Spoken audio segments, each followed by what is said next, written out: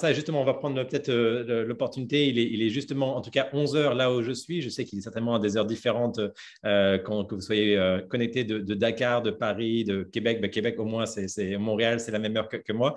Mais je voulais peut-être commencer ce webinaire donc, en vous souhaitant l'appeler bienvenue aux personnes qui nous écoutent maintenant et les personnes qui écouteront l'enregistrement.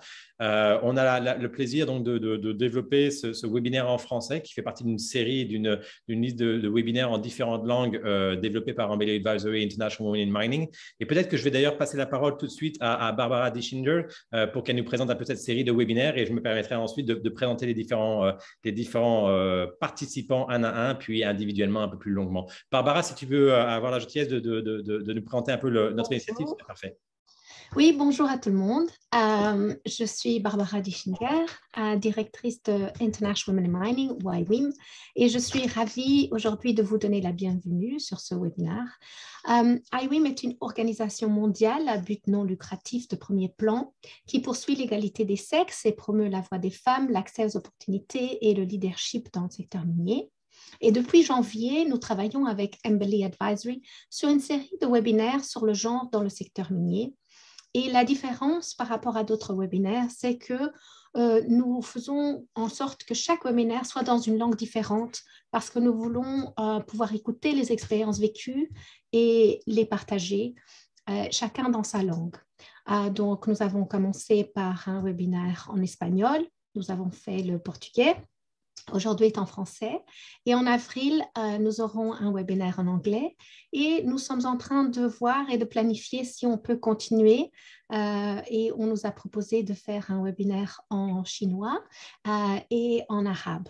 Donc, si vous avez d'autres idées, d'autres langues à poursuivre, faites-nous signe. En tout cas, je vous remercie tous d'être venus aujourd'hui et je repasse la parole à Rémi. Merci. Merci Barbara pour ces mots. Oui, comme on a lancé l'initiative un petit peu folle de continuer maintenant cette série en arabe et en chinois, on a les chances d'avoir des associés locaux qui vont nous aider à développer cela, sans doute en mai et en juin. Mais bien sûr, comme cette série de webinaires fait partie des initiatives qu'on a mis en place pour essayer de partager de manière tout à fait gratuite ou ouverte à différentes populations, à la fois des personnes qui regardent ces webinaires sont à la fois des académiques, des membres d'entreprises, des membres de communautés, pour pouvoir discuter des bonnes pratiques et des meilleures pratiques en termes de ESG de manière générale sur l'ensemble des webinaires que Embellied Advisory a développé. Donc, c'est performance sociale, contenu local, relations avec les communautés des peuples premiers et autres. Et en particulier, il me semble que la question du genre était essentielle et c'est pour ça que grâce au soutien de IWIM, nous avons décidé de le décliner dans une série de différentes langues. Et aujourd'hui, pour ce webinaire en particulier, je suis particulièrement heureux de pouvoir le faire dans ma langue initiale, mais surtout d'inviter des femmes remarquables à ce webinaire. On a l'occasion de discuter individuellement dans la préparation. Donc, peut-être un à un, juste pour mentionner les noms. Est-ce que vous avez la gentillesse de faire un signe? Je pense d'abord à Rukana Samba-Diéné, directrice de la géologie du ministère des Mines et de la géologie au Sénégal. Maureen Morand, qui est directrice des talents et de la diversité à Eramet. Paul Fillon, une experte en communication et gestion des communautés. En particulier, on connaît son travail à I Am Gold et dans d'autres cadres. Rachel Johnston, qui est consultante non-executive director à Caracal Gold. Et Muriela Ranaivo, qui a des soucis de connexion, mais je pense qu'elle a peut-être réussi à se reconnecter de WIM-R Madagascar, donc Women in Mining, et qui est secrétaire général avec en particulier une très bonne expérience d'un point de vue gouvernemental du développement du code minier local et de la question du genre dans ces questions-là. Et donc tout d'abord, merci beaucoup de vous joindre à nous. J'aurais aimé peut-être commencer par Rokhaya, si c'est possible. Rokhaya, j'aurais aimé d'abord commencer par chacune d'entre vous, peut-être une question sur vous présenter un petit peu votre parcours dans le secteur minier. Il me semble essentiel, en particulier quand on travaille avec les différents membres de communauté, après quand on montre ces vidéos, de permettre de montrer des profils pour peut-être l'avenir à des jeunes femmes qui réfléchissent à rentrer dans le secteur minier. Donc, c'est un peu l'opportunité de faire aussi votre présentation, si c'est possible. Rokhaya, je commencerai par vous et ensuite je passerai à Maureen, juste pour présenter un peu l'ordre de passage. Rokhaya, s'il vous plaît. Merci beaucoup, Rémi. C'est un plaisir donc d'être avec vous aujourd'hui. Donc, je suis le docteur Rokhaya Samba-Diéné. Je suis la directrice de la géologie au ministère des Mines et de la Géologie. Je suis docteur ingénieur en géologie appliquée et j'ai eu à faire pas mal de formations à l'École des mines de Paris, en l'administration publique des mines, en Australie, sur la gestion des ressources minérales.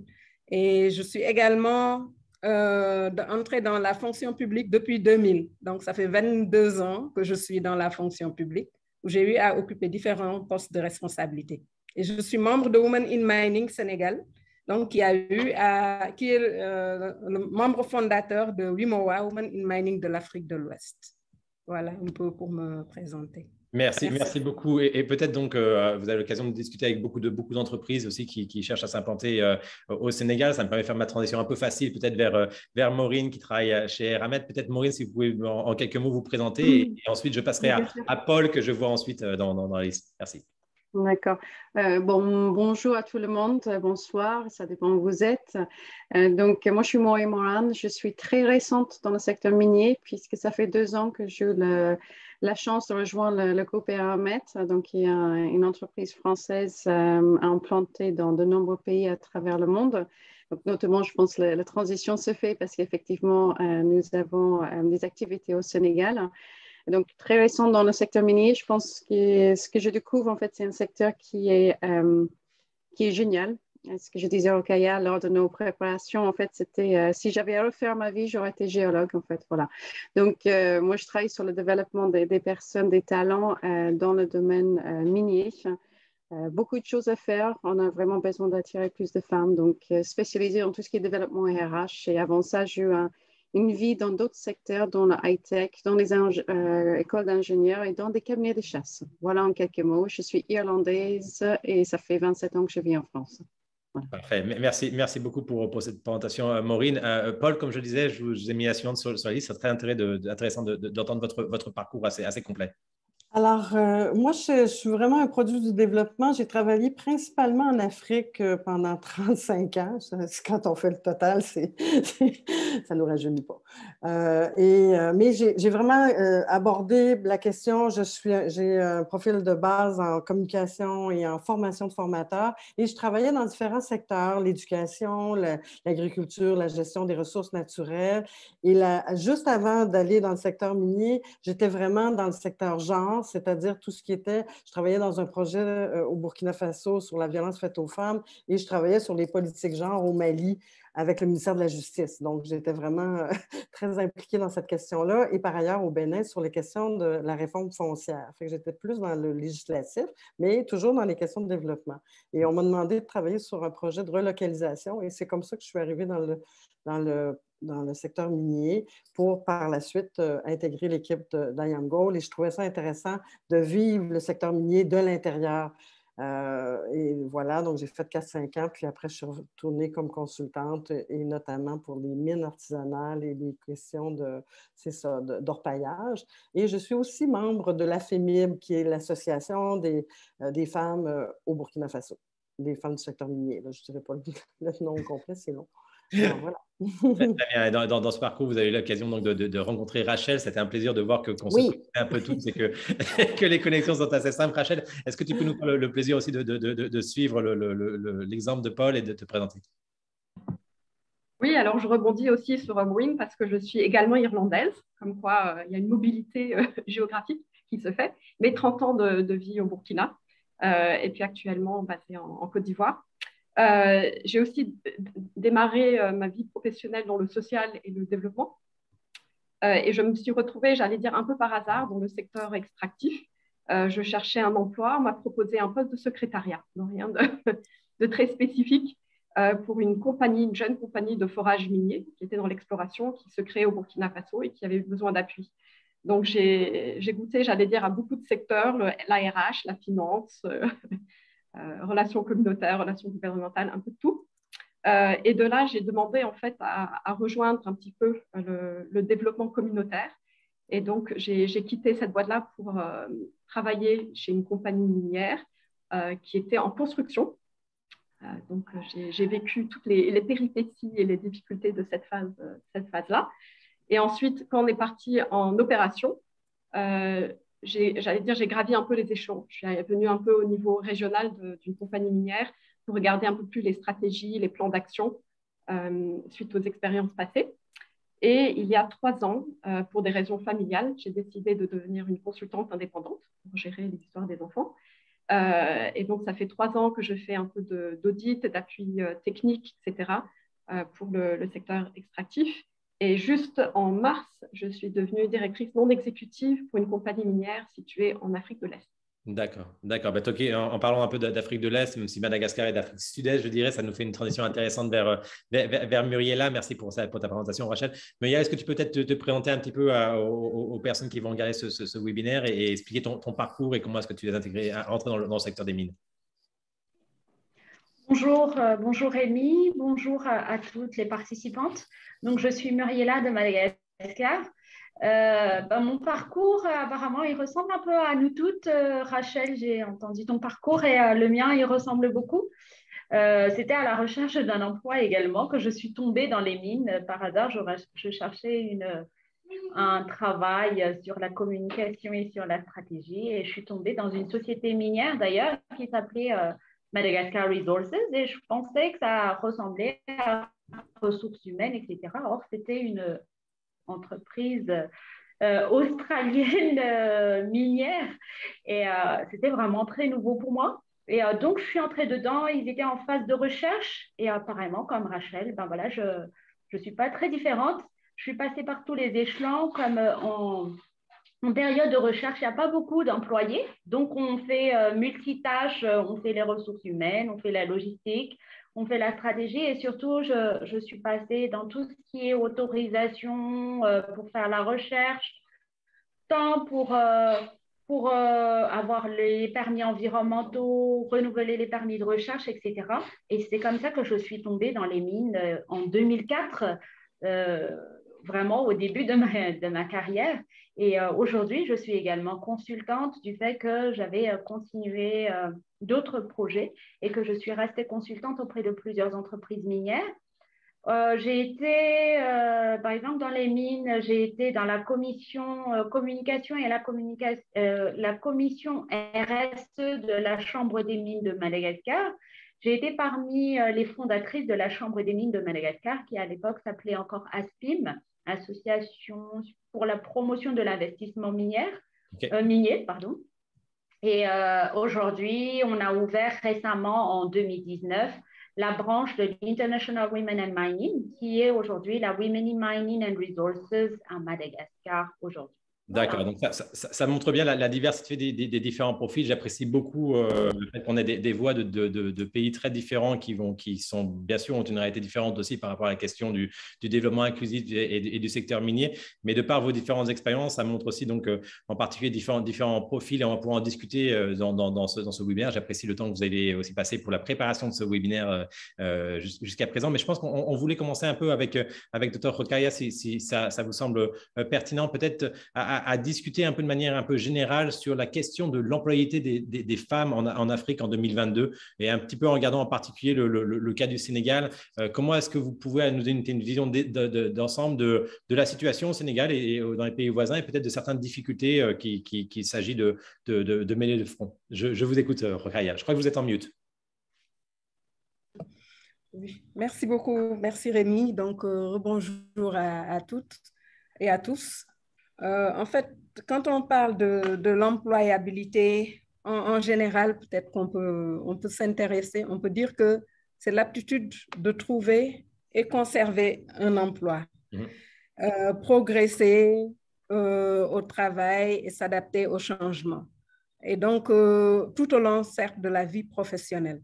Et en Afrique, quand on parle d'employabilité, il ne faut pas seulement nous concentrer sur les métiers, sur les cadres supérieurs. Parce que, bon, il y a toute une gamme d'emplois autour du secteur, si on s'intéresse spécifiquement au secteur minier. On se rend compte qu'actuellement, on a de plus en plus de femmes dans le secteur parce que tout simplement, il y a des stratégies qui sont développées et les législations aussi sont favorables à cela.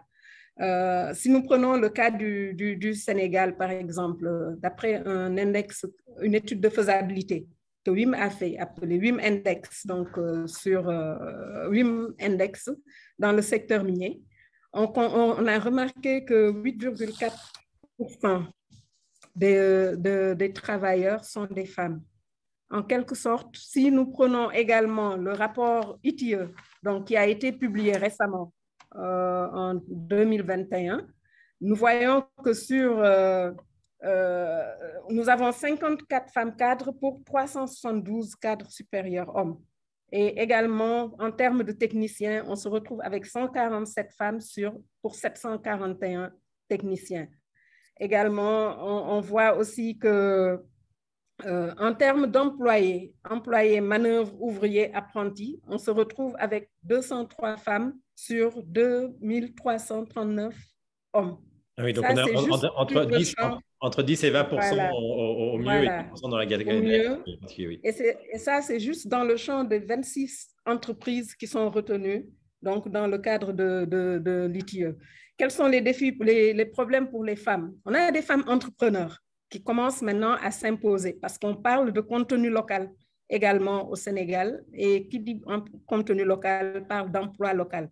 Les femmes commencent à s'imposer dans l'entrepreneuriat, mais on se rend compte qu'en termes d'achats locaux, elles n'ont pas vraiment la barre, quoi, parce que les gens n'ont pas très confiance. Et puis, il y a aussi un problème d'accès au financement qui se pose à ces femmes. Si on prend dans le secteur de la gouvernance, par exemple, au niveau de l'administration, au moins là, il y a quelques efforts qui sont faits parce que sur 3 directeurs, 2 sont femmes. Et quand on va plus en bas, on se rend compte que toutes les coordonnatrices de cellules, sur 8 cellules, c'est géré par des femmes. D'accord. Aussi, bon, au niveau des communautés, on a aussi quelques petits problèmes avec les inquiétudes liées à la survie des activités productives, les pertes de terre, la pollution de l'air, les faibles opportunités qui s'offrent à ces femmes. Mais je vais pas trop insister parce que je sais qu'il y a une autre question qui va venir peut-être sur l'apport des compagnies. Mais il faut aussi retenir que les femmes sont très présentes aussi dans l'exploitation artisanale. Parce que la plupart des petits métiers sont réalisés par les femmes. Voilà, donc je ne vais pas trop...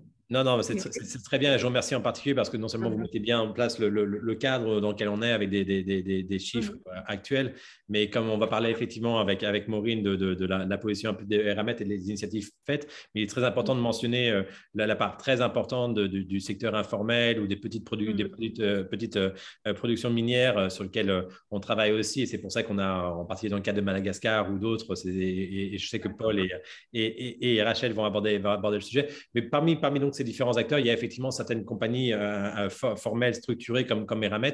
Est-ce que je peux peut-être donc tourner vers vous, Maureen, et vous poser un peu la question sur quand on parle de l'aide à la capacitation, de la capacité à intégrer des formations dans un parcours qui permettent justement d'augmenter la part de femmes. Et la part, c'est aussi dans un domaine de contenu local quand on parle de membres des communautés, mais en particulier des femmes, pour qu'elles aient un rôle plus important dans le secteur minier à l'avenir. Quelle est un peu votre position?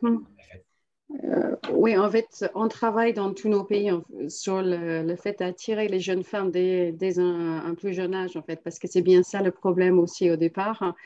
Et c'est vrai que si on regarde, si je prends par exemple en France, en fait, quelques chiffres, les jeunes filles qui sont dans les bacs scientifiques, c'est pas loin de la moitié, puisqu'on est à 47%. Par contre, elles disparaissent du radar quand on arrive dans les écoles d'ingénieurs, parce qu'après, on descend à peu près à 28%. Et après, elles disparaissent encore une fois quand il s'agit du secteur minier. Donc, c'est vrai qu'aujourd'hui, les chiffres dans le monde, on parle entre 8 et 17% de femmes dans le secteur minier. Si je regarde chez Eramet, aujourd'hui, on est un peu mieux dans certains pays puisqu'on varie entre 10 et 20. C'est vrai qu'aujourd'hui, au Sénégal, c'est peut-être le pays minier où nous sommes implantés, où on a vraiment besoin d'augmenter le nombre de femmes dans l'entreprise aujourd'hui. Ce qu'on constate, par contre, c'est que même si les femmes, le nombre n'est pas là où on le souhaite, et on travaille là-dessus, on a proportionnellement plus de femmes dans les postes cadres par rapport dans l'effectif globalement, en fait. Donc, c'est-à-dire quand elles y arrivent dans l'entreprise, déjà faut-elles être attirées par l'entreprise, elles montent, en fait, elles ont des capacités et elles ont des postes à responsabilité et proportionnellement plus que les hommes, en fait. Donc, j'ai envie de dire que ça, c'est plutôt le point positif des choses.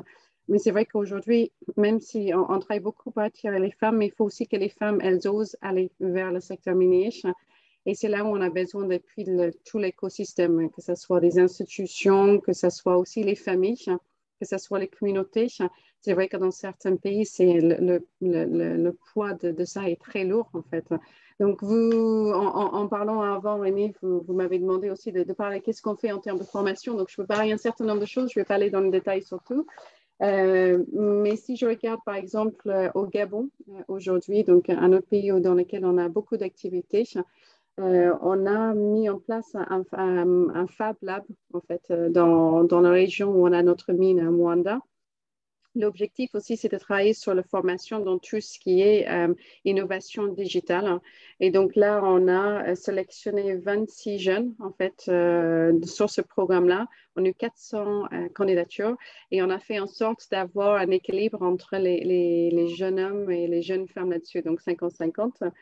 On commence aussi à se rendre compte qu'on n'a peut-être pas été assez inclusif non plus dans nos façons de publier nos offres.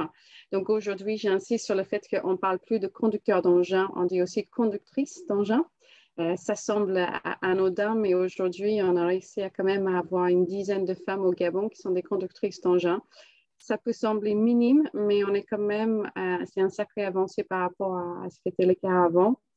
On travaille aussi dans les People Review. On a aussi ce qu'on appelle Best Woman for the Job aussi, où on travaille sur le montée en compétence des femmes et on pousse les gens vraiment à identifier les meilleures femmes pour le job, aussi pour que ça ouvre aussi les perspectives. Et on a quand même, parce que ce n'est pas forcément à elles qu'on pense.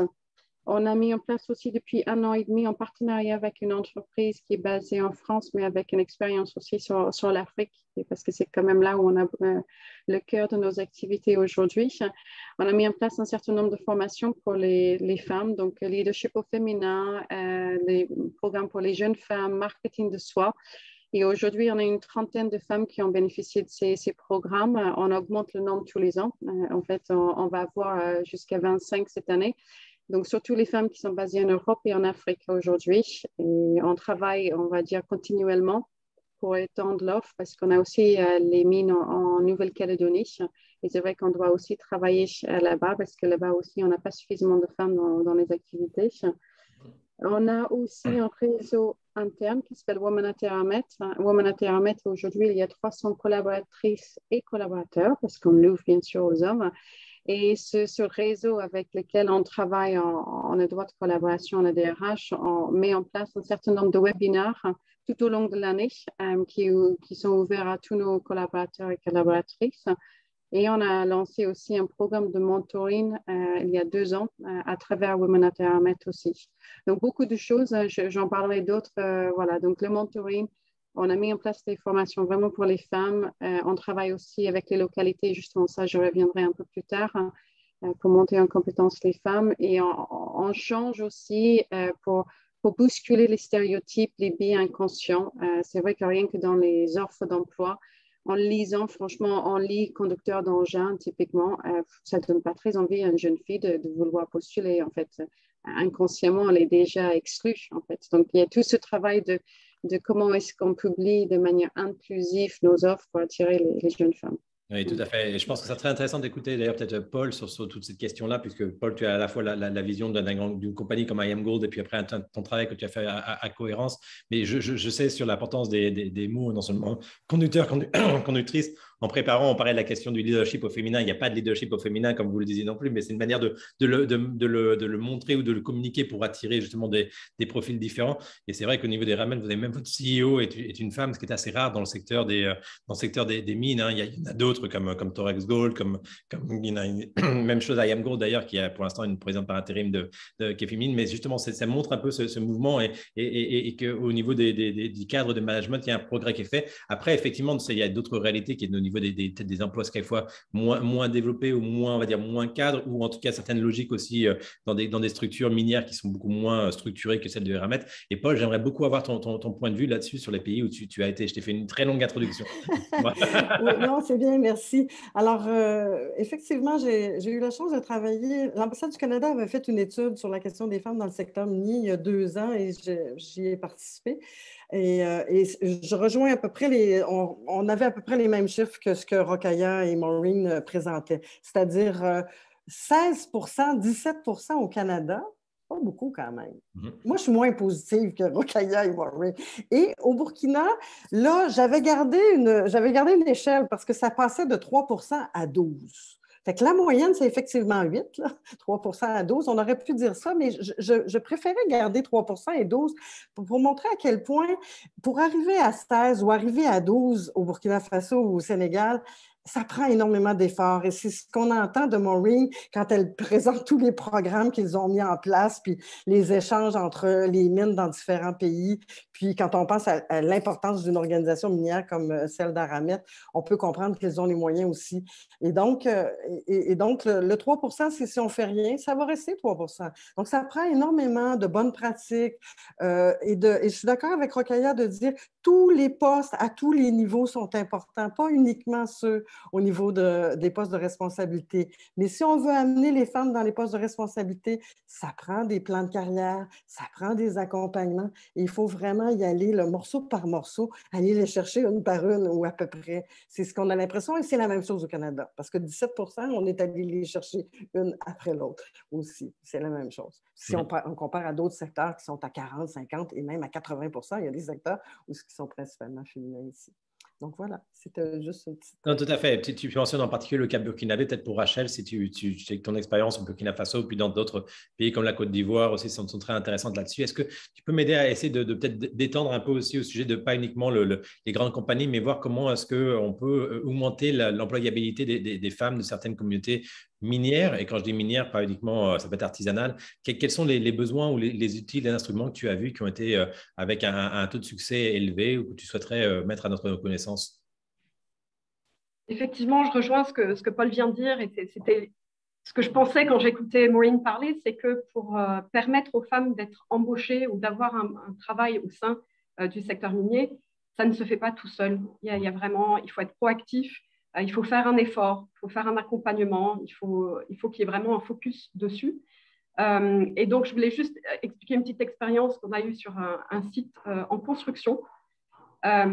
C'était, en fait, j'ai beaucoup travaillé, collaboré avec le directeur de ressources humaines à l'époque en disant, OK, on a une problématique parce que les femmes sont illettrées, elles veulent vraiment travailler, mais elles ne savent pas comment, elles ne savent pas quelles compétences il faut qu'elles acquérissent pour pouvoir rentrer sur le site minier, disons.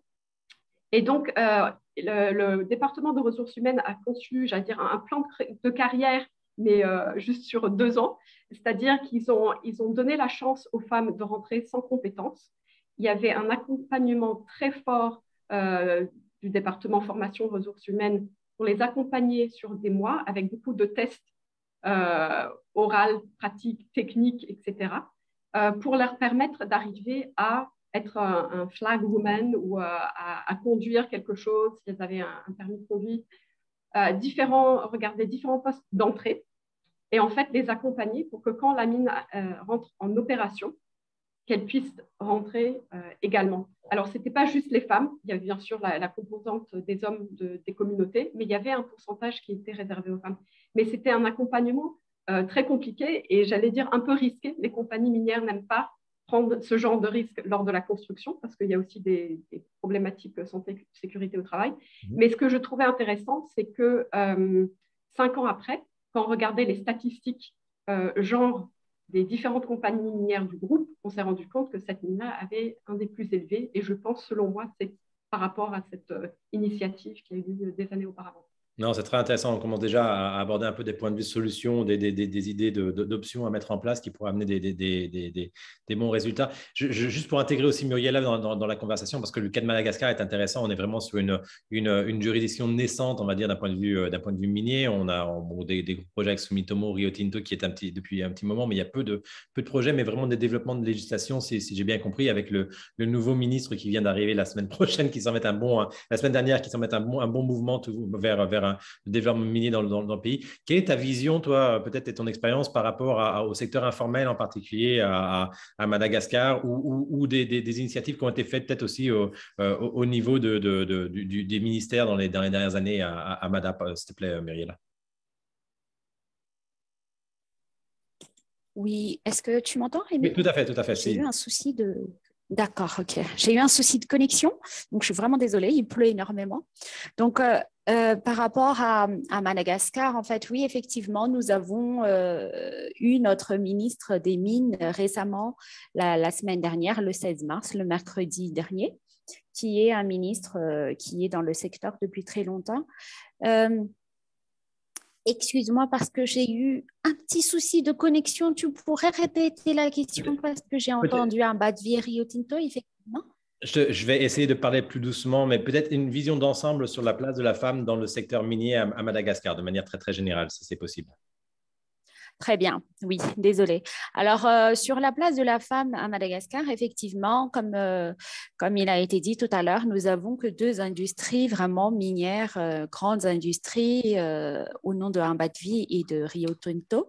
Donc, pour l'heure, oui, à peu près, il y a une estimation d'environ 10% dans ces 2 entreprises minières au niveau de l'employabilité pour la place des femmes, tant au niveau des cadres directeurs qu'au niveau des ingénieurs. Et également, nous avons quand même des femmes qui sont, par exemple, des conducteurs de gros engins.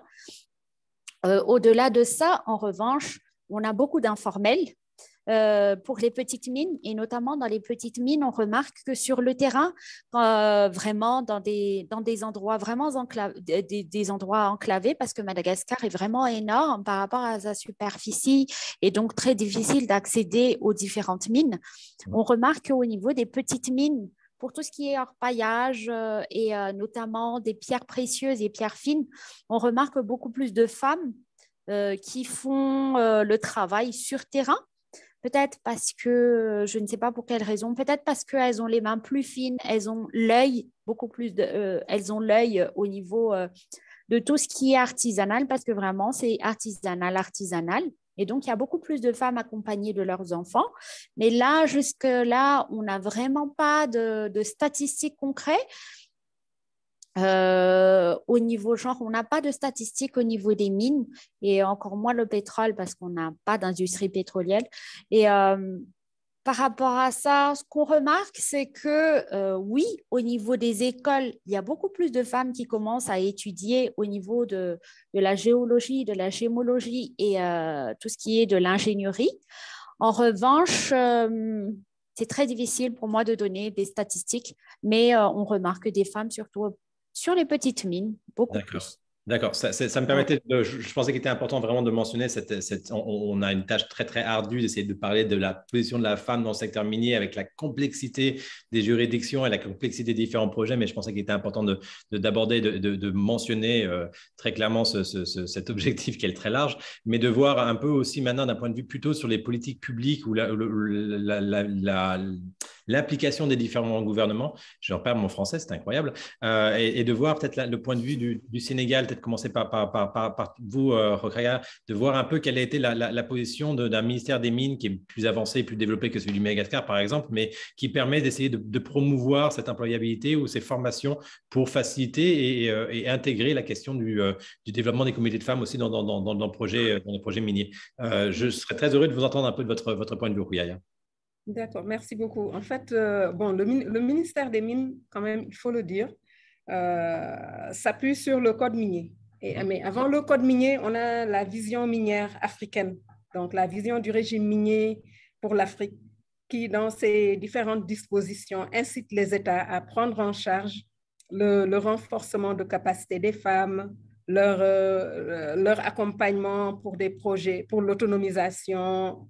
Il y a différents points. Également, nous avons le fait d'avoir des associations assez dynamiques, donc comme Women in Mining, je le dis encore une fois, qui lors de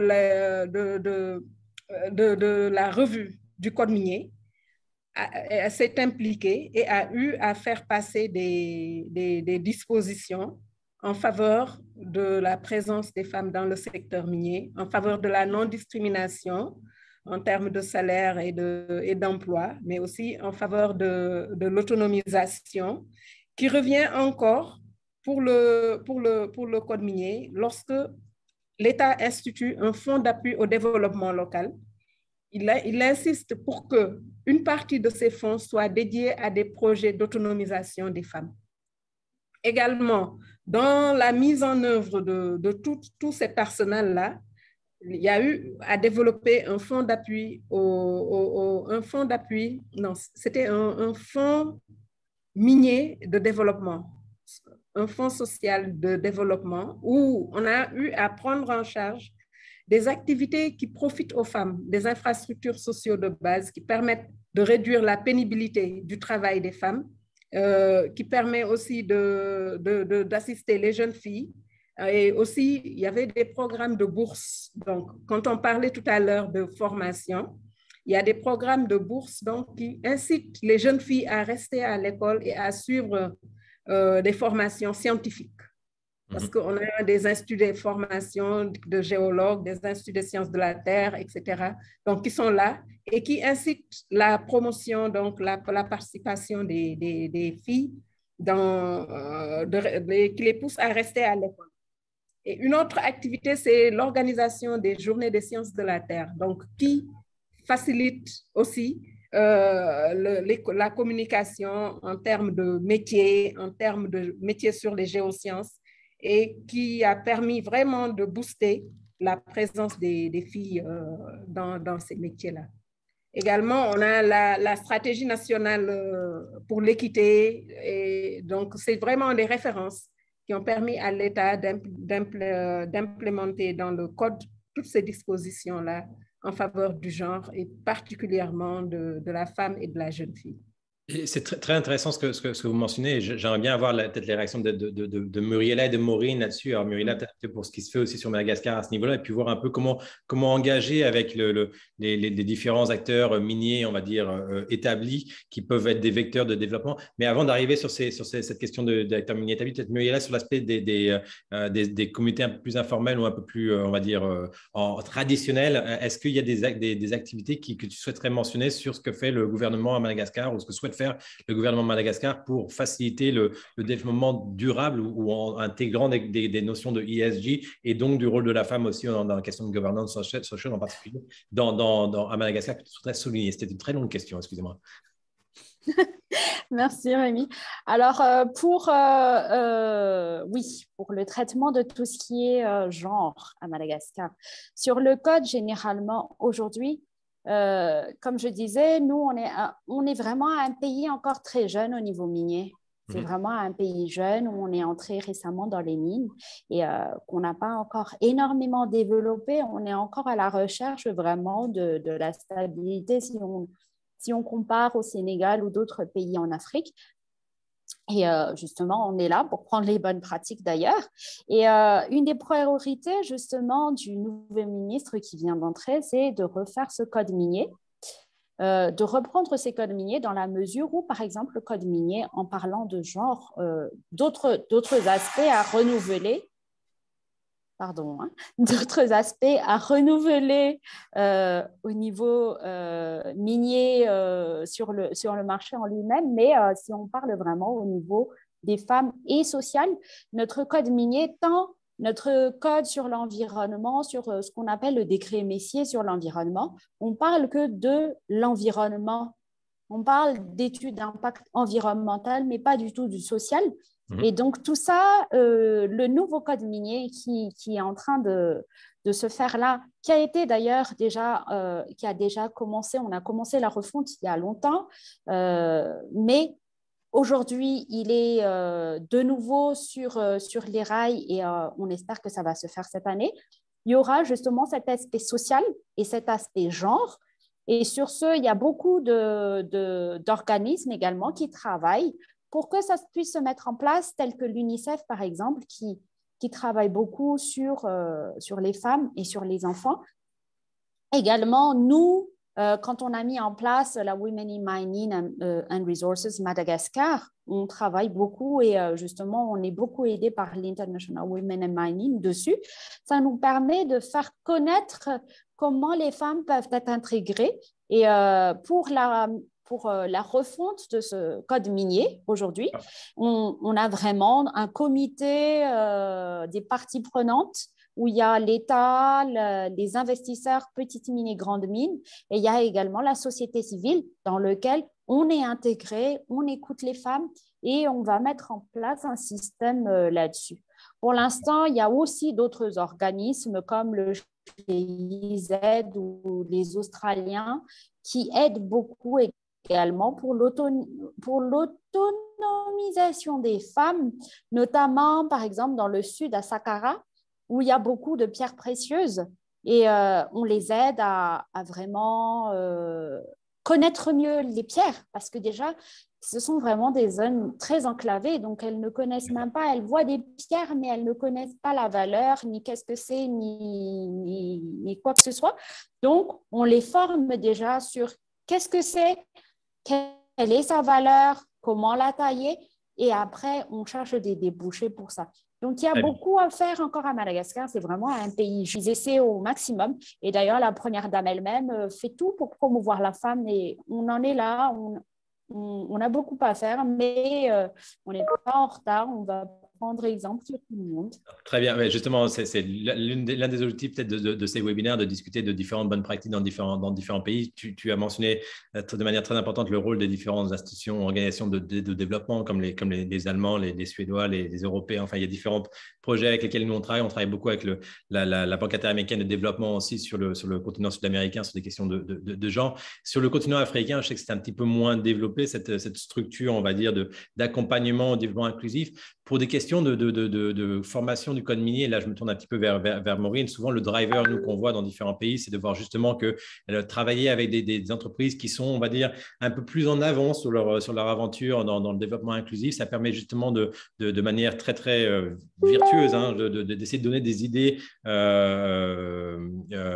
de développement d'un code minier qui sont plus compatibles avec des objectifs de développement inclusif. Maureen, quand vous travaillez, sans vouloir divulguer, au Gabon, quand vous travaillez au Sénégal, dans d'autres endroits, comment est-ce que vous avez l'habitude de travailler avec les acteurs gouvernementaux locaux ou avec peut-être l'aide à la définition de chapitres supplémentaires de ESG de SNG, surtout dans le code minier?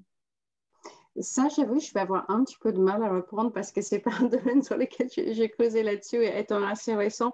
En tous les cas, dans les équipes, dans tous nos sites miniers, on a des équipes affaires publiques et RSE en fait, qui sont dédiées à ça. Donc, des équipes au Sénégal, au Gabon, en Nouvelle-Calédonie. C'est vrai que c'est peut-être en Gabon où on a plus de choses avancées en termes de qu'est-ce qu'on fait concrètement avec les institutions. Il faut dire qu'aussi, on est en présent depuis plus longtemps au Gabon par rapport au Sénégal. Le Sénégal, on a repris il n'y a pas très longtemps, en fait, le site qui était opéré par un autre industriel avant notre arrivée. Donc, au Gabon, par exemple, on a travaillé avec le gouvernement pour monter une école de mines, en fait, qui est proche de notre site à Moanda. Donc, une école de mines sur laquelle on travaille sur la formation d'ingénieurs des mines et aussi Bac+2. Et on est en train aujourd'hui d'étendre le nombre de programmes qu'on propose dans l'école de mines. Et avec l'objectif, bien sûr, qu'on recrute un certain nombre de ces jeunes étudiants une fois qu'ils ont terminé, ils font des stages chez nous aussi. Voilà, donc on fait attention au recrutement par rapport à l'homme-femme. Maintenant que j'ai repris les casquettes de diversité et inclusion, je vais être encore beaucoup plus regardant là-dessus. Donc, je travaille avec le directeur des études là-bas. Donc, l'école de mines, par exemple, on travaille là-dessus. On travaille aussi avec Women in Africa. Encore une fois, on va monter prochainement, ce n'est pas encore fait, un partenariat avec eux pour monter un programme d'entrepreneuriat pour les femmes au Gabon. L'objectif étant de former 130 entrepreneuses sur 3 ans. Donc, ça, c'est quelque chose qui est dans le pipe où on va bientôt lancer l'appel à candidature là-dessus. Et plus globalement, en Afrique, on travaille avec les JFD, en fait, qui est les jeunes femmes dans le digital. L'objectif étant aussi d'ouvrir les femmes aussi sur ces métiers-là. Dans la mine, on parle de la mine 4.0 aussi. Donc, effectivement, on ne va pas transformer tous nos métiers et ça sera bien dommage parce que voilà, c'est un métier de la terre, il faut le toucher, mais il y a un certain nombre de métiers aussi qu'on va forcément, le numérique, c'est important. Et donc, on travaille avec les JFD aujourd'hui. Cette année, la marraine pour les prix, c'était CEO, donc Christelle Bory, qui est effectivement une des rares femmes en tête d'une entreprise minière. Et elle porte haut et fort et elle incarne beaucoup aussi le nécessité de féminiser aussi le secteur minier. Voilà, donc Pôle des mines, travailler avec les JFT pour former des femmes et prochainement aussi avec Women in Africa, cet hub qu'on va monter aussi pour former des entrepreneuses sur l'Afrique. Voilà, c'est quelques exemples de ce qu'on fait aujourd'hui. Je pense que vous commencez à aborder un sujet très important qui est effectivement l'aide à la diversification économique et le soutien aux entrepreneurs locaux et en particulier les entrepreneurs féminins. Et on a fait beaucoup de webinaires là-dessus, mais je pense que c'est un sujet qui est très intéressant à aborder. Ça amène quelques problèmes qu'il peut y avoir. Je sais qu'avec Paul, on mentionnait la question de l'accès à la terre, en particulier quand on arrive à essayer de faire en place des mises en place de développement, de diversification économique avec des projets alimentaires, par exemple, ou des projets qui, dans le cadre de l'accès à la terre, peuvent être aussi liés avec de la mine traditionnelle. Comment est-ce qu'on peut avoir ces meilleures pratiques pour essayer de faire en sorte que ce soit de la part du RSE de l'entreprise ou que ce soit par différentes initiatives d'agences de développement, qu'on arrive à bénéficier en particulier aux femmes et qu'on arrive à passer au-delà de certains problèmes juridiques ou de politique publique qui limitent leur croissance. Je me tourne vers toi, Paul, parce que je connais ton expertise là-dessus. Je serais très heureux d'entendre Rachel aussi sur ces questions-là avec différentes bonnes pratiques dans différents pays. Paul, à toi, s'il te plaît. Oui, alors là aussi, je reviendrai un petit peu sur la question de la législation à deux niveaux. D'abord, les fonds de développement minier qui sont vraiment une avancée extraordinaire dans les codes miniers à peu près partout, en tout cas en Afrique de l'Ouest.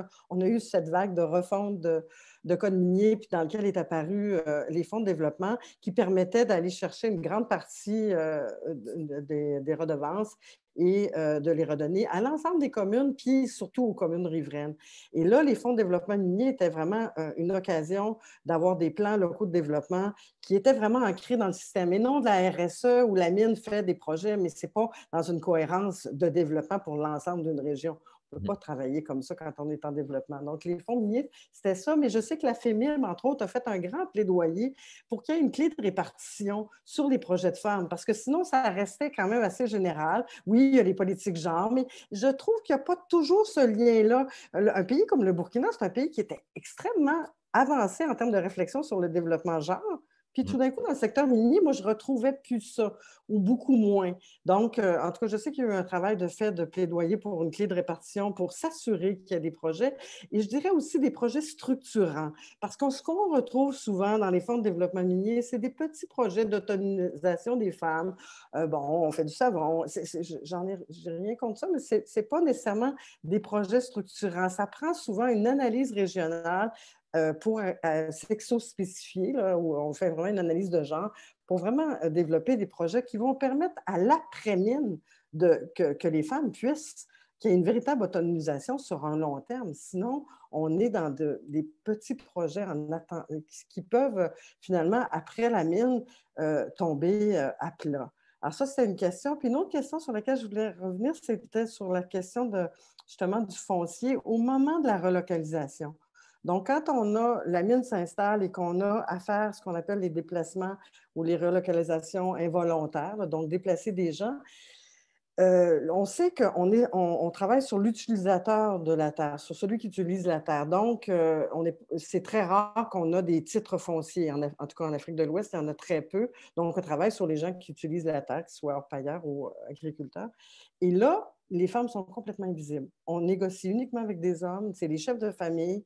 Et là, ça me frappait à quel point toutes les belles théories de développement qu'on avait dans le secteur développement se perdaient complètement dans cette question de relocalisation, de réinstallation. Là, les femmes étaient complètement absentes et on les retrouvait une fois la mine installée dans des petits projets d'autonomisation. Mais là, vraiment, elles peuvent y perdre beaucoup dans ce moment-là. Et je pense que là, on a un travail de législation sur toute la question de la réinstallation, sur les décrets de compensation. On est souvent dans des vieux décrets qui étaient de 25 ans. Et donc, il y a un travail de réflexion à faire parce que sinon, on se base uniquement sur les bonnes pratiques de l'IFC qui, là, ont une volonté d'intégrer les femmes, mais ce n'est pas de façon systématique et ce n'est pas intégré dans la législation de chacun des pays. En tout cas, c'était un aspect que je trouvais important. Non, très intéressant. Peut-être, Rachel, si tu veux réagir là-dessus, à la fois sur la question des chèques et des fonds, excuse-moi, j'ai oublié le terme, les fonds de développement minier, excusez-moi, bien sûr, fonds de développement minier, ou aussi, bien sûr, on commence à apporter la question d'égalité homme-femme et de la mise en adéquation de vision de développement inclusif avec les réalités concrètes du terrain et les réalités du secteur minier. Est-ce que tu voudrais prendre un de ces sujets-là? Je sais que Muriel a commencé à faire un petit peu un signe de la tête quand on parlait de l'impact sur les communautés. On abordera ça rapidement bientôt dans Madagascar, mais je suis très heureux d'entendre ton expérience qui est quand même très pertinente sur ce sujet-là. Je pense sur les fonds miniers, en fait, on est toujours en apprentissage. Je pense que la Côte d'Ivoire a une première expérience. Je sais que j'ai regardé un petit peu ça en audit interne pour une compagnie minière. Et effectivement, on voit qu'il y a beaucoup de projets d'infrastructures, etc., qui reviennent à la communauté, donc avec les maternités, les écoles, etc., mais qui ne répondent pas forcément aux besoins et aux attentes de la communauté de façon générale. Pardon, il pleut ici aussi. Donc, souvent, les femmes doivent vraiment se battre pour se faire entendre dans ce contexte-là. C'est beaucoup d'enjeux financiers et beaucoup de potentiel pour que ça dérape. Donc, je pense, ça c'est tout ce que je veux dire sur les fonds miniers. Mais par contre, j'ai une petite réflexion. En fait, je suis en train de faire justement un audit en droits humains au niveau de Burkina et de Côte d'Ivoire. Et ce qui m'a frappé juste aujourd'hui, en fait, en regardant justement la législation autour et les risques possibles, en fait, c'est qu'il y a effectivement des lois qui disent non à la discrimination, qui encouragent l'égalité des emplois, etc. Mais quand on regarde sur les législations de la femme, je trouve plus de contraintes que d'opportunités.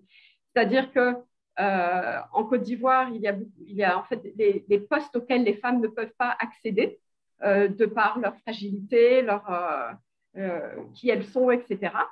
Et même, j'allais dire, dans des choses positives, par exemple, dans le Code du travail, on donne droit, je pense, c'est 2 heures par jour au Burkina, 1 heure par jour en Côte d'Ivoire pour l'allaitement. C'est top, c'est important. C'est difficile à mettre en œuvre dans le secteur minier. Mais encore une fois, je trouve que ça réduit la femme encore à une certaine vision de qui elle est, quel est son rôle, quelles sont ses capacités. Donc, je trouve qu'en termes de législation et d'accompagnement, il y a quand même encore pas mal de choses à faire. Et donc, justement, dans ces revues de droits humains, on voit qu'il y a encore beaucoup à faire pour l'aspect genre ici en Afrique de l'Ouest. Et je voulais juste aussi ajouter une petite chose par rapport au foncier. Effectivement, c'est compliqué parce que c'est là où le culturel et les standards clashent un petit peu. C'est-à-dire qu'en Afrique de l'Ouest, le droit du sol revient aux hommes. Je sais que j'ai essayé de faire pousser que la signature des compensations soit signée par le mari et ses femmes. C'était un non, mais très, très fort. Donc, il faut respecter aussi la culture dans laquelle on opère. Par contre, ce que j'ai remarqué dans d'autres projets, c'est que la femme utilise les arbres et les fruits. Et j'allais dire, souvent, c'est au niveau de l'étude d'impact. Donc, c'est là où je commence à essayer de conseiller certains de mes clients. C'est-à-dire, effectivement, peut-être qu'on ne peut rien faire au niveau des terres, mais il faut commencer aux études d'impact à ne pas se limiter à j'allais dire, des impacts très visibles et obvious en anglais. Évident, merci. Parce qu'en fait, il y a des impacts qui ne sont pas évidents, qui sont peut-être saisonniers ou qu'il faut regarder toute la journée, toute l'année. Donc, le bois, par exemple, l'utilisation de bois, la cueillette, des activités comme ça qui sont très, très importantes pour les femmes et qui ne ressortent pas dans les études d'impact. C'est vrai. Donc, c'est aussi un peu une réflexion sur bien étudier les impacts en incluant l'aspect genre. Quels sont les impacts pour les femmes? Dans le programme de compensation que j'ai fait un peu pareil que Paul, j'ai eu des cas où les maris ont pris la compensation pour leur puits et les femmes se sont rendues compte que les puits n'étaient plus accessibles quand elles allaient chercher l'eau. Bon, ces genres d'impacts, il faut de plus en plus qu'on les prenne en compte en amont pour voir comment on peut le pallier. Est-ce que c'est une compensation monétaire ou est-ce que, dans d'autres projets que j'ai suivis, non, c'est de mettre en place des activités de microcrédit pour les femmes parce qu'elles perdent un revenu par rapport à la cueillette et le bois, mais on peut peut-être leur permettre de développer d'autres activités. Elles perdent le bois de chauffe, mais on les forme aussi dans l'utilisation, par exemple, de foyers améliorés qui permettent de réduire la consommation de bois. Donc voilà, des choses Non, parfait. Je vois qu'on arrive presque naturellement à ce qu'on voulait faire dans la troisième partie et dernière partie de ce webinaire, qui était de voir un peu l'impact des investissements miniers sur les communautés en elles-mêmes, mais aussi d'aborder la question culturelle. Je sais qu'on a beaucoup discuté en la préparation de ce webinaire de différentes anecdotes à droite et à gauche. Peut-être d'abord pour commencer par Maureen, quand on parle de la question de rétention des différents talents, la question culturelle, comment forcément quand on arrive à quelquefois la question de femmes mariées, femmes avec enfants, comment retenir ces talents, comment les développer dans l'entreprise, quelles sont les expériences que vous avez eues, les difficultés que vous avez eues en particulier peut-être avec des personnes au Sénégal ou au Gabon ou autres sur ces questions-là. Et puis après, j'aborderai la question de l'impact sur les communautés avec Muriela en particulier. Merci. D'accord. C'est vrai que c'est un vrai sujet, c'est un sujet auquel une entreprise n'est pas apte en fait à apprendre complètement. C'est vrai que le poids de la société, la famille peut jouer beaucoup et on va travailler petit à petit et avec les femmes pour y arriver. C'est vrai que j'ai parlé avec quelques collègues au Sénégal en fait et elles m'ont dit qu'effectivement le jour où elles ont des enfants, elles ne sont pas sûres que ça va être accepté, qu'elles puissent continuer leur carrière comme prévu en fait. C'est vrai qu'en tant qu'entreprise, voilà, c'est quoi notre place là-dedans? Donc en fait, on met des petits pas à droite à gauche. Donc, typiquement au Sénégal, on travaille avec l'amicale des femmes en fait sur notre site à Diogo, sur lequel il y a de nombreuses initiatives qui sont en cours. Elle travaille beaucoup aussi avec les communautés autour.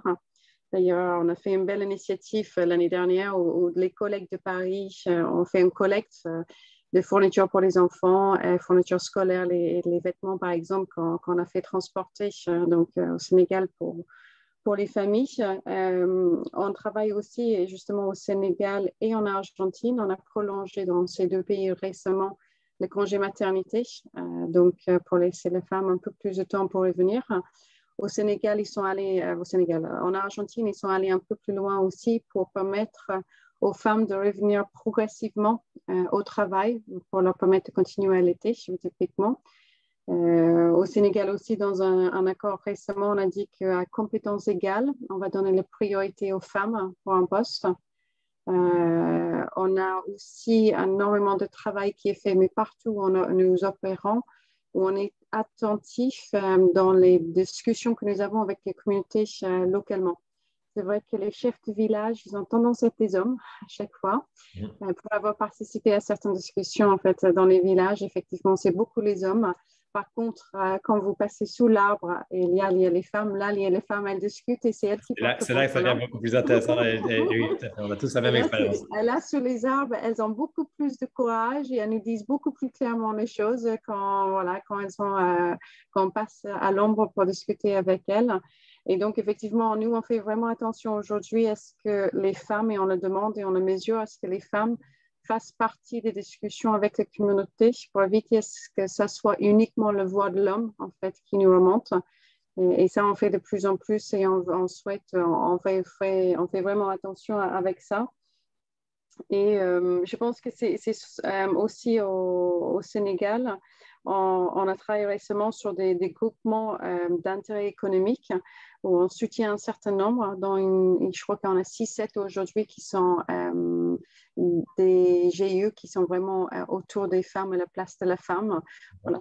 Donc tout ça, je pense que le fait que nous, en tant qu'entreprise, on souhaite entendre la voix de la femme et on le dit clairement, qu'on change aussi nos pratiques en termes de congé maternité et les dispositions qu'on met à nos collègues, qu'on fait attention aussi sur les trajets des femmes pour essayer de leur trouver aussi des chambres plus proches du campement ou dans le campement quand elles sont enceintes. Tout ça, ça aide. Mais c'est vrai qu'on va dire, on ne peut pas non plus chambouler tout un système qui est familial et sociétal tout seul. Voilà, donc on s'appuie beaucoup sur les communautés des femmes. Et on va y arriver, je pense, petit à petit pour dire que nous, chacun a sa place. Voilà ce qu'on fait aujourd'hui. Très bien. Voilà. Peut-être pour me tourner vers Muriela, pour aborder la question à Madagascar, on avait eu beaucoup de discussions intéressantes sur la culture matriarcale et patriarcale à Madagascar et les relations entre activités minières et structures de la famille. Est-ce que tu veux peut-être me sortir la scientifique moelle de conversation qu'on a eue dans les derniers jours? Ce serait très intéressant d'avoir un peu ton point de vue sur cette situation à Madagascar.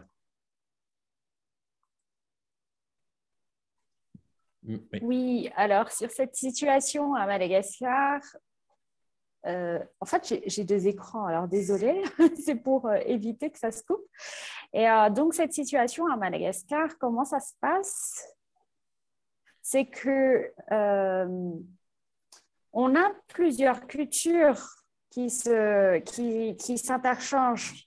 Par exemple, sur les côtes de Madagascar, on a plus la culture africaine. Et en revanche, au centre de Madagascar, on a plus une culture, on a plus des origines asiatiques et on a une culture plus occidentale.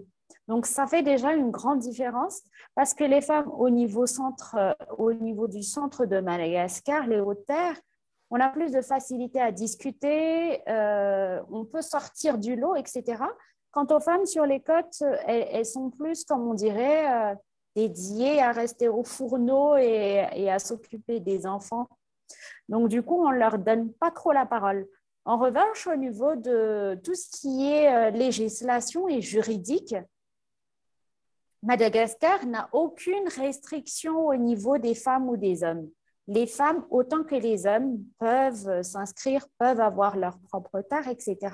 Mais c'est surtout au niveau traditionnel. Et là est le souci culturel parce que ici, comme en Afrique, les traditions et la culture parfois sont au-dessus de la loi générale.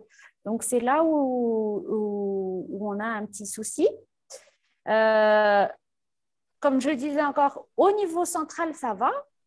Parce que les femmes peuvent parler, on a même une femme, on a plusieurs groupements d'entreprises qui sont dirigés par des femmes.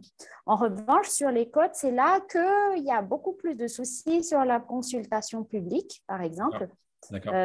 Parlé par, déjà mentionné par Maureen tout à l'heure, où quand on fait une consultation publique pour pouvoir connaître quels sont les besoins au niveau RSE. Je crois qu'on est en train de perdre Muriel là, peut-être progressivement, mais peut-être pour compléter ce que disait Muriel, on a eu beaucoup de discussions sur justement ces audiences publiques, ces consultations des différentes communautés.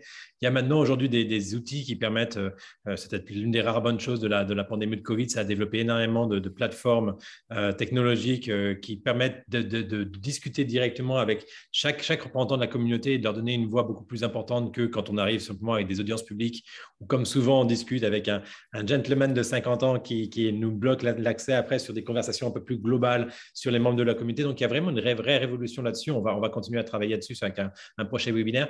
Mais je voulais peut-être faire la transition vers Maureen aussi, qui a eu, vers Rachel, pardon, qui a eu des expériences particulièrement intéressantes au Burkina Faso, au Sénégal, sur l'implantation, l'impact des communautés minières sur les communautés de femmes ou les communautés des investissements minières sur les communautés environnantes. Il y a des impacts négatifs. Souvent, on en parle souvent à longueur de presse. Il y a aussi des impacts sur l'indépendisation des communautés de femmes ou des minorités. Je sais que tu as vu quelques commentaires sur des maris qui avaient quelques soucis par rapport à ça. Est-ce que je peux te demander, en ayant commencé par le petit sourire et la petite anecdote, peut-être de voir ton point de vue sur cette question d'impact sur les communautés, tant négatif que positif, et si tu peux partager l'anecdote sur le mari qui était malheureux, ce serait très intéressant. Oui, pour moi, il y a deux catégories que j'aimerais brièvement discuter. Une, c'est les jeunes femmes qui sont diplômées, qui ont des postes qualifiés, qui se retrouvent sur les sites miniers. On discute autour d'une bière au bar le soir pour leur demander comment ils trouvent la vie en tant que femme minière. Et il y a vraiment un conflit entre, j'allais dire, un monde un peu occidental, secteur privé, qui leur dit tu es une femme, tu peux tout faire, tu es indépendante, tu as les moyens financiers, tu peux choisir et faire ce que tu veux. Et ce que la société leur dit, qui est une femme, tu dois te marier, tu dois avoir des enfants, tu dois être soumis à ton mari, etc., etc. Donc, parfois, ça fait de la peine parce que c'est comme si les femmes tombent entre deux chaises, en fait. Elles arrivent à satisfaire ni l'un ni l'autre. Quand elles veulent se marier, le mari n'arrive pas à accepter qu'elle soit indépendante et qu'elle décide soi-même. Voilà. Donc, je trouve que c'est vraiment compliqué. Donc, la culture n'évolue pas au même rythme que ce qu'impose en fait la compagnie minière. Donc, ça, je trouve que c'est c'est positif dans un sens parce que ça autonomise les femmes, ça leur donne leur indépendance financière, elles voyagent, elles évoluent, donc c'est beau. Mais il y a parfois un prix, un sacrifice à payer en contrepoids. Et puis maintenant, au niveau communauté, je pense que mes collègues qui ont travaillé sur les sites miniers, on est toujours en train de se questionner sur qu'est-ce qu'on peut faire pour des retombées économiques positives aux femmes qui sont vraiment en demande. Et il y avait une expérience qui a été faite en Côte d'Ivoire et ensuite au Burkina, encore une fois pendant la période de construction que je trouve offre énormément d'opportunités. Et c'était de permettre aux femmes de faire la cuisine pour presque 2000 employés lors du pic de la construction. Donc, effectivement, c'est un casse-tête chinois qui nécessite énormément d'accompagnement, de formation, etc. Et en termes d'hygiène et préparation du repas, ainsi que la facturation, c'est tout un package qui est compliqué.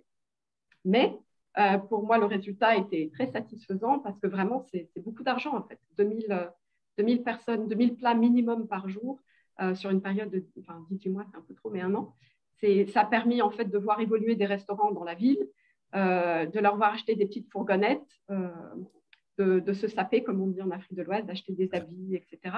Donc, c'était très positif. Et donc, pour la petite anecdote, effectivement, on a eu une plainte voilà, qui a dû être notée dans notre registre de plainte. Et on a demandé à me voir. Donc, j'ai reçu un monsieur. Et il m'a expliqué qu'il était très mécontent de sa femme parce que depuis qu'elle travaillait chez nous, elle n'était plus soumise, elle n'obéissait plus à ses ordres, elle avait son argent et elle n'en faisait qu'à sa tête et il fallait que je la vire. Donc, j'allais dire, ça reflète le conflit avec lequel j'ai démarré, mais j'avais aussi une petite satisfaction en me disant, ben voilà, une femme, en fait, qui, une fois qu'elle a eu son indépendance financière, elle a fait ce qu'elle voulait elle-même. Et donc, quand elle n'était pas d'accord avec son mari, elle le disait. Quand elle voulait faire autre chose, elle le disait aussi. Elle n'avait pas forcément le temps de lui préparer ses repas le soir. Donc, voilà, ça a créé un peu... On ne l'a pas viré. C'est le genre de plainte qu'on aime bien recevoir. Moi, ça me rappelle le moment où, quand j'étais professeur de sciences politiques au Moyen-Orient, que j'avais des parents d'élèves qui me disaient que leur fille rentrait avec plein de projets dans la tête, que ce n'était pas l'objectif qu'ils avaient. On les avait envoyés à l'université, qu'elles voulaient créer des entreprises maintenant et que ce n'était pas l'objectif. C'est des très bonnes plaintes à recevoir. Donc, merci d'avoir partagé ça, Rachel. Peut-être pour avoir une vision sénégalaise, si je peux te demander à Rokhaya de participer là-dessus, en particulier avec la perspective du géologue qui est souvent le premier acteur en interaction avec les communautés.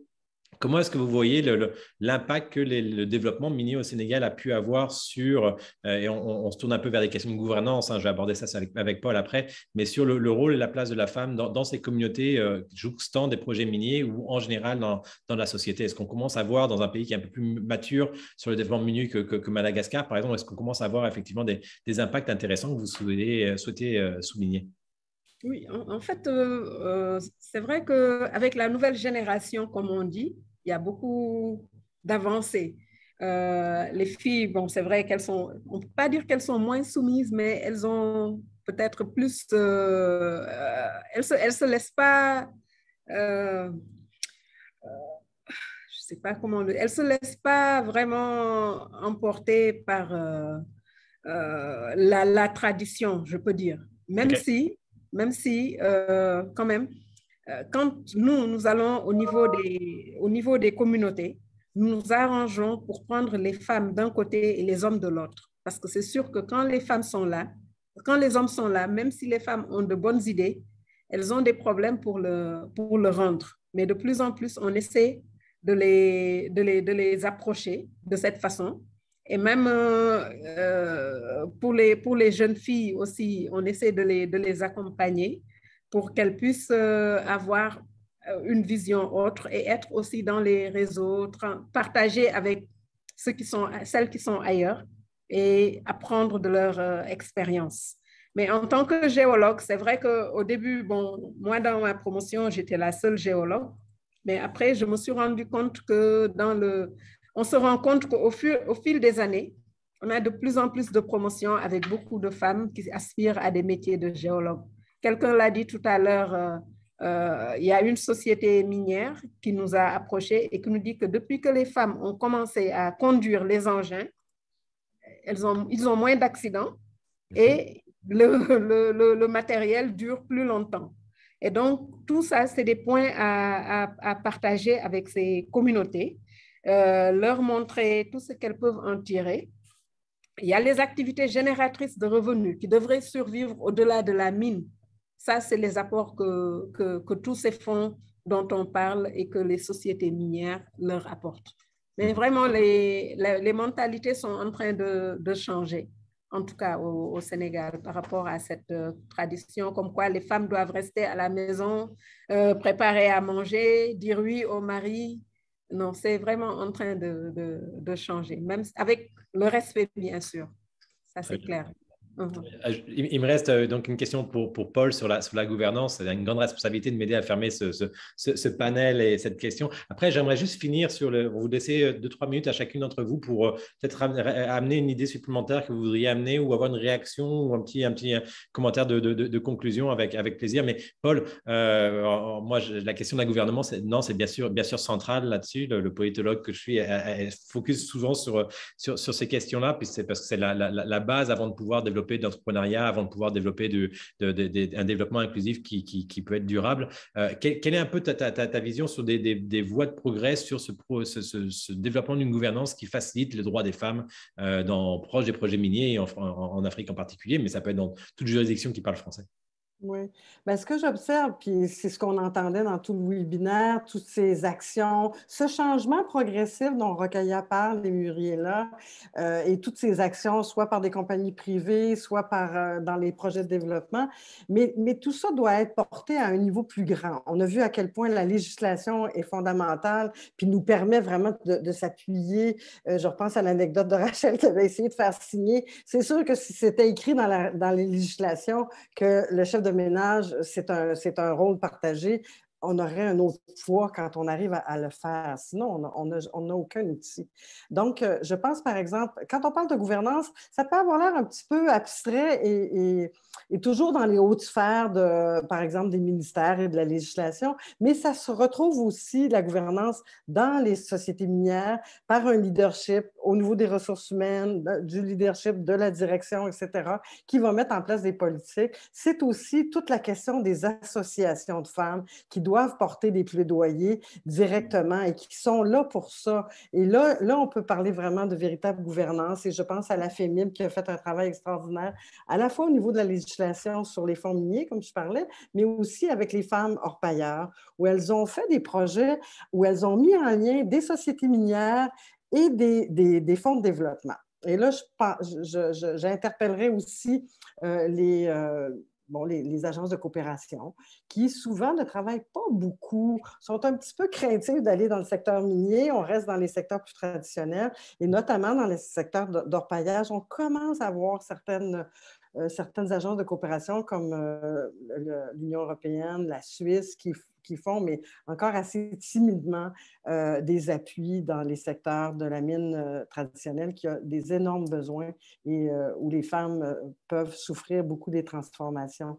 Alors, et je pense aussi à l'ITIE, l'ITIE, où il y a eu une étude qui montrait que l'ITIE permet un espèce de groupe multipartite où on retrouve, et ça c'est assez unique dans chacun des pays, à la fois le gouvernement, on retrouve les associations de femmes, les associations diverses, la société civile en pourcentage avec une clé de répartition et les sociétés minières. Donc, c'est une belle place de table de concertation et de discussion. Et il y avait, dans certains pays comme la Côte d'Ivoire, aucune femme. Et des pourcentages d'à peine 20%. Et ça a changé parce qu'on a fait une étude puis ça a fait changer. Donc, c'est là que la gouvernance peut devenir très importante. Une organisation comme l'ITIE a, depuis 2016, des données sexo-spécifiées. Tu sais, ça nous apparaît comme, oh mon Dieu, évident, mais ça ne fait pas longtemps, ça, 2016, c'est 4-5 ans. Donc, vous voyez à quel point il faut travailler aussi à différents niveaux et chacune à notre façon et dans nos sphères d'influence, hein, parce qu'on n'en a pas énormément, mais on peut toujours travailler puis voir à changer aussi au niveau structurel. Ça, c'est fondamental, je pense, si on veut vraiment imposer une véritable autonomisation ou un empowerment des femmes, c'est leur donner un petit peu plus de pouvoir. Mais je t'écoute et je pense que tu fais des points qui sont très intéressants. Là, on a une expérience beaucoup sur l'Amérique latine. On a fait ces webinaires-là en espagnol, en portugais, on va continuer dans d'autres langues.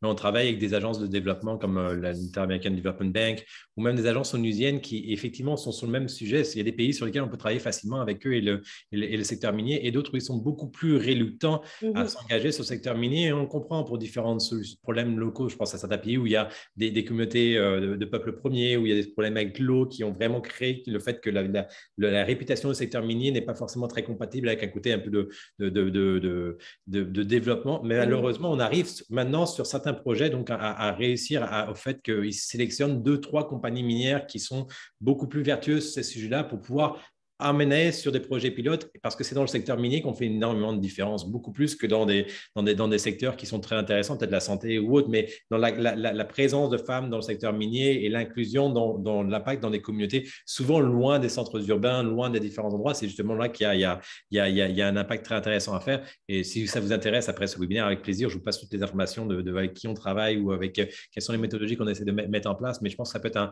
un bon point d'appui aussi pour certains pays africains, même si là, aujourd'hui, on ne parle pas uniquement de pays d'Afrique. Il y a aussi des projets intéressants dans des pays francophones qui sont non africains, mais qui pourraient servir. Je voudrais, comme je disais, si ça ne vous dérange pas, peut-être commencer par Rachel, puis après Maureen, et puis juste faire peut-être deux, trois mots de conclusion. Si vous aviez, je ne vais pas vous empêcher d'avoir un commentaire qui vous brûlait les lèvres et que vous n'auriez pas pu faire en fin de webinaire. C'est votre opportunité, et puis ça me fait très plaisir de commencer par vous remercier encore par votre temps, et on va après diffuser ce webinaire à large échelle. Merci Rachel, si je peux me tourner vers toi pour tes quelques mots de conclusion, et puis après on ira vers Maureen. Puis ensuite, Rokhaya et Paul, on va finir par toi.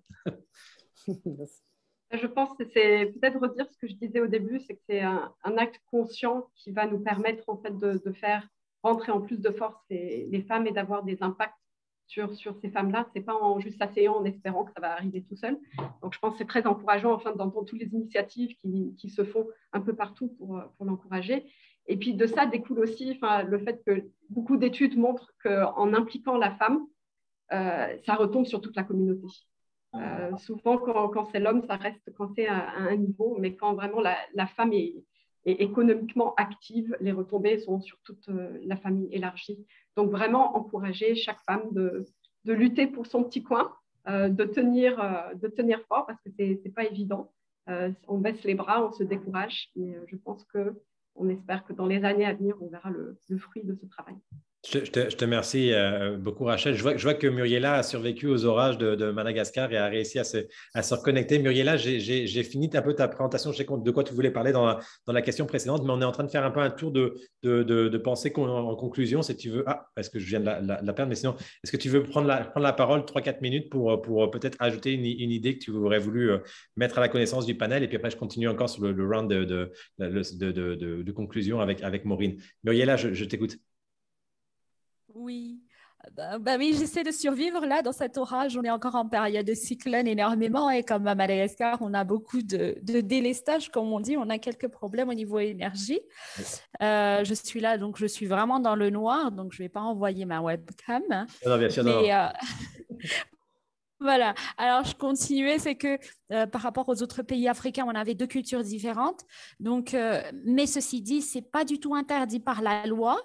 Je pense que tout a été dit par Rémi parce qu'on en avait discuté énormément. Tout à fait. Rien n'est interdit par la loi à Madagascar. Les femmes peuvent participer autant que les hommes. Ceci dit, voilà, dans les villages où il y a plus de mines, parce que les mines ne sont pas du tout au niveau du centre, c'est plutôt au niveau des carrières assez éloignées. Donc, les femmes sont dans les carrières. Et là, il faut leur donner justement beaucoup plus de formation sur leurs droits, sur qu'est-ce qu'elles peuvent faire, comment les former pour reconnaître ce qu'elles utilisent et surtout trouver des débouchés parce qu'au niveau des débouchés, c'est très difficile. Et comme ce sont des carrières presque inaccessibles, 3 jours de voyage en voiture en 4x4 ou alors vraiment via des hélicoptères, il est très difficile pour ces femmes de connaître aussi toutes les informations concernant le marché extérieur, etc. Donc, il faut beaucoup aider dans ce sens. Et à Madagascar, en revanche, c'est un pays un peu contrasté. Les hommes dans les mines, par exemple, je disais à l'instant quand ça a été coupé sur les consultations publiques, où ce sont les hommes qui parlent et les femmes n'ont pas trop le droit de parler. En revanche, dans la culture malgache, c'est la femme qui gère le foyer, l'argent et tout ce qui se passe. Donc là, on ne les laisse pas parler, mais elles ont à gérer l'argent en revanche. Donc là, effectivement, comme tout à l'heure également, au niveau RSE, il faut beaucoup donner la main aux femmes concernant toute la formation, etc., pour ne pas se faire... Tu m'offres une très bonne transition pour Maureen en parlant de RSE oui, justement. et de formation. Voilà. Peut-être que Maureen... Et on demande beaucoup de bonnes pratiques par rapport aux autres. On écoute, on est à l'écoute, effectivement, mais on est jeune et on est vraiment à l'écoute et on veut faire quelque chose et on veut faire que nos mines s'en sortent. Voilà. Je te promets, comme le coup de téléphone qu'on a eu plus tôt ce matin, qu'on va vous filer quelques informations avec Damien et d'autres personnes qui m'ont aidé pour ce webinaire. Donc, ne t'inquiète pas là-dessus, on passera quelques bonnes pratiques. Sur Maureen, peut-être si je pouvais Marine, si je pouvais te faire appel à toi pour tes quelques mots de conclusion avec peut-être l'ouverture formation RSE qui peut peut-être RSE qui doit pouvoir te faire appel à des idées de ton côté. Je pense que en fait, ce que je vois de positif, c'est que tout le monde a envie de faire bouger les lignes. Et je pense que c'est ça qui est important. En fait, ça va être la force de frappe de tout ce qu'on fait, que ce soit les gouvernements, les organisations, les institutions, les entreprises, les communautés des femmes, les jeunes filles qui arrivent en fait aujourd'hui. Donc, pour moi, c'est systémique en fait, et chacun a son rôle à jouer. Chez Eramet, nous, on a des vraies ambitions ambitieuses dans notre feuille de route RSE, dans notre feuille de route diversité et inclusion, en fait. Donc, on a une vraie volonté de faire bouger les lignes dans l'entreprise et on commence à le faire. On commence à voir les premiers fruits de ce travail. Comme disait Rachel et comme disait Paul, ça ne va pas se faire du jour au lendemain, je pense. Donc, ce qui est important, c'est qu'il y a tous les systèmes qui bougent en même temps. Et je sens une vraie volonté aujourd'hui. Ce n'était pas le cas avant. Donc, ça, déjà en soi, c'est une avancée. Et j'espère que dans quelques années, quand nous serons toutes à la retraite, que les chiffres qu'il va y avoir dans le secteur minier, ça va être mieux qu'aujourd'hui, en tous les cas. Merci beaucoup, Maureen. Rokhaya, est-ce que je peux faire appel à vous pour un point de vue de conclusion du Sénégal? Oui, en fait, moi je partage ce que Muriel a dit.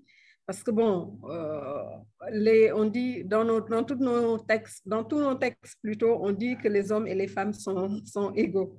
Et dans la Constitution, même en tout cas au Sénégal, réaffirme cette égalité en droit. Et avec la loi sur la parité qui a été votée, donc je pense que l'idée qu'il nous faut développer, c'est de sensibiliser et de faire connaître aux femmes leurs droits et leurs devoirs, on peut dire, mais surtout les droits dans ce monde-là, à quoi ils ont droit, les sensibiliser, les informer et aussi préparer la relève générationnelle, donc pour ce qui nous concerne, en tout cas en tant qu'acteurs du secteur, en tant que femmes, il faudrait vraiment que nous impliquions les jeunes filles.